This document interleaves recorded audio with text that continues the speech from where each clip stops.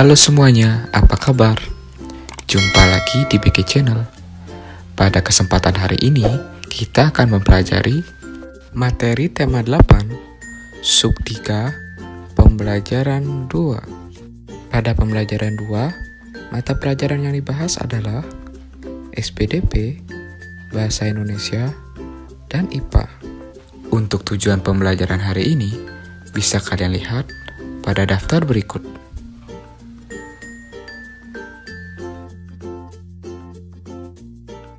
Seperti biasa, sebelum kita memulai pembelajaran hari ini, mari kita berdoa terlebih dahulu agar pembelajaran hari ini berjalan dengan lancar dan lebih bermakna. Berdoa dipersilakan.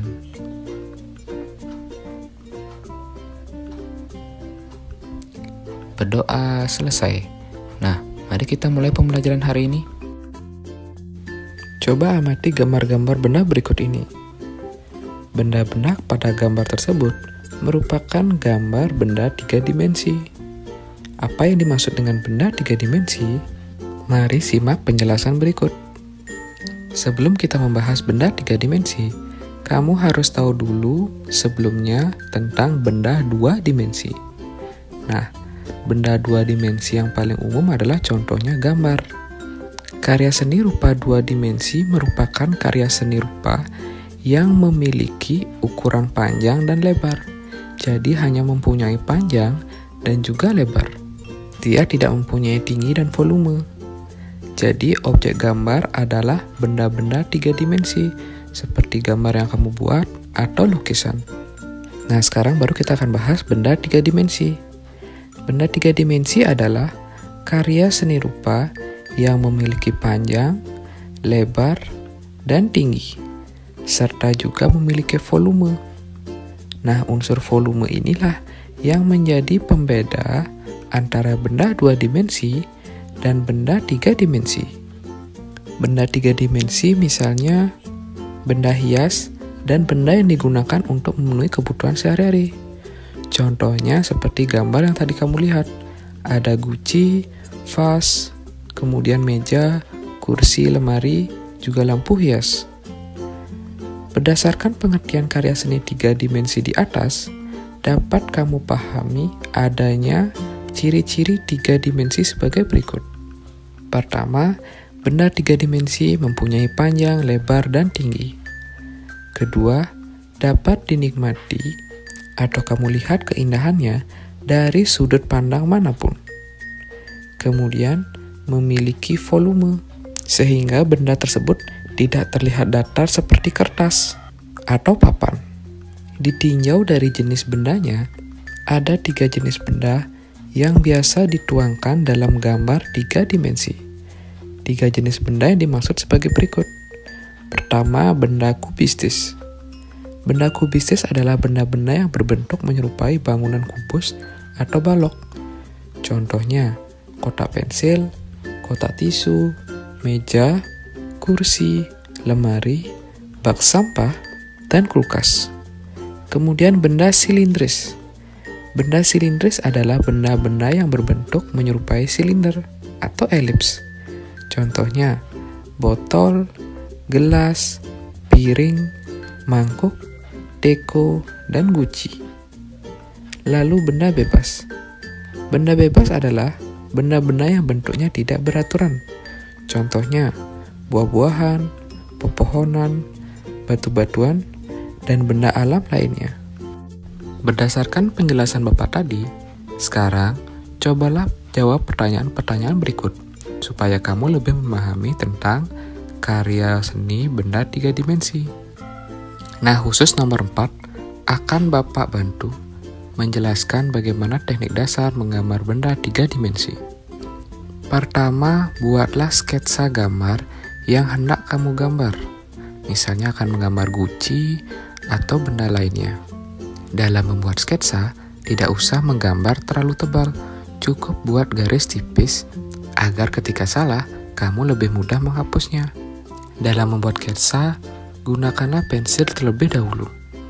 Setelah sketsa yang kamu buat sudah kamu rasa baik dan benar, sekarang waktunya memperjelas gambar sketsa. kamu bisa tebalkan garis sketsa tadi menggunakan pensil, pulpen, ataupun spidol. Setelah selesai, hapus bekas gambar-gambar sketsa tadi agar lebih rapi hasil gambar yang kamu buat. Kemudian, agar gambar terlihat lebih timbul, kamu bisa tambahkan sedikit bayangan atau arsiran pada gambarmu agar tercipta efek timbul atau 3 dimensi. Nah, gambarmu sudah jadi. Untuk lebih jelasnya, praktik menggambar benda 3 dimensi akan Bapak ajarkan di materi-materi selanjutnya. Kamu telah memahami jenis-jenis benda yang bisa kamu tuangkan dalam gambar 3 dimensi. Nah, sekarang perhatikan gambar benda 3 dimensi berikut. Kelompokkan gambar-gambar yang ada berdasarkan jenisnya. Tuliskan dalam buku tugasmu ada berapa jenis benda dalam kelompok benda kubistis, kelompok silindris, dan kelompok benda bebas. Perhatikan, untuk benda kubistis, yaitu benda nomor 1 dan nomor 9, karena berbentuk kubus. Kemudian benda silindris. Seperti penjelasan tadi, yang termasuk benda silindris adalah benda nomor 2, 3, 4, 5, 7, dan 6. Karena pada dasarnya, benda tersebut berbentuk silinder. Kemudian kelompok benda bebas. Kelompok benda bebas merupakan benda yang tidak beraturan. Jadi, bentuk benda yang termasuk benda bebas adalah nomor 8 dan 10. Karena 8 termasuk benda sayuran atau buah-buahan, kemudian 10 adalah benda berbentuk hewan. Teko merupakan benda 3 dimensi. Saat kita melihat teko, mengingatkan kita pada cerita Aladin dan lampu ajaib. Cerita Aladin dan lampu ajaib merupakan contoh cerita fiksi. Tahukah kamu cerita Aladin dan lampu ajaib?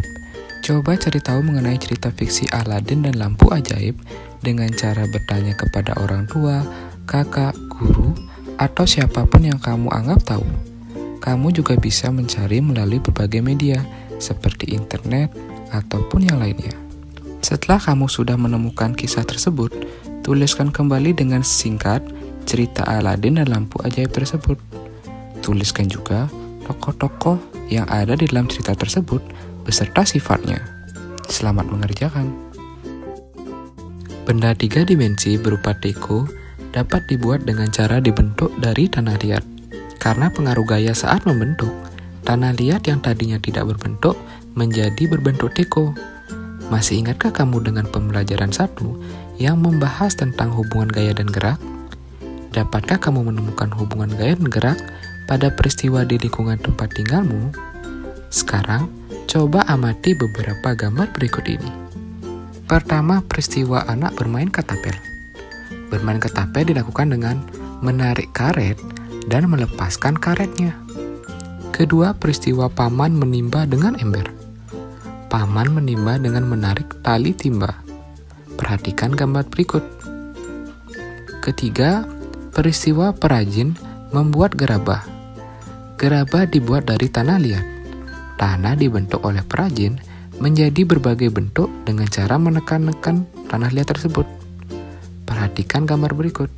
Setelah kamu tadi mengamati 3 gambar tersebut, sekarang bagaimana hubungan gerak dan gaya terhadap peristiwa-peristiwa tersebut? Tuliskan dalam kotak-kotak berikut. Mari Bapak contohkan untuk nomor 1. Hubungan gaya dan gerak pada peristiwa menimba. Jadi, hubungan gaya dan gerak pada peristiwa menimba adalah gaya diberikan kepada tali timba. Jadi, gaya yang dilakukan saat menarik tali tersebut menyebabkan timba yang sebelumnya diam berada di bawah, kemudian menjadi bergerak naik. Nah, itu contohnya. Sekarang coba kamu kerjakan nomor 2 dan 3 dengan cara yang sama. Selamat mengerjakan. Demikian untuk pembelajaran hari ini. Bapak harap apa yang sudah Bapak ajarkan hari ini bisa kalian terima dengan baik, kalian mengerti, dan kalian resapi. Jangan lupa, jaga selalu kesehatan kalian di rumah, Rajinlah belajar. Kita akan bertemu pada video pembelajaran selanjutnya. Akhir kata Bapak ucapkan, sampai jumpa.